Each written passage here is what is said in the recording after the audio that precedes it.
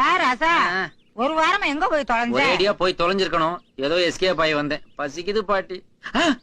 என்ன பாட்டி, டைனிங் டேபிள தாத்தா போட்டோ பக்கமா ஷிஃப்ட் பண்ணிட்டியா? உங்க தாத்தாவுக்கு இன்னைக்கு நினைவு நாள மறந்துட்டியா? மறந்தே போச்சு. மசால் வடையை பார்த்தது மாதிரி ஞாபகத்துக்கு வந்திருக்கணும். சரி சரி, சீக்கிரம் தாத்தாவை கும்பிட்டு எனக்கு சாப்பாட்டை போடு. நல்லா இருக்குதே, கடையில வாங்கியிருக்கும் போது. அவன் மறக்கலாம், நான் மறக்கிற மாதிரியா நீங்க பண்ணிட்டு போயிருக்கீங்க? வீட்டுக்கு காய்கறி போடுற பொம்பளையில இருந்து வீட்டை கூட்டுறது வரைக்கும் ஒருத்திய விடுறது இல்ல.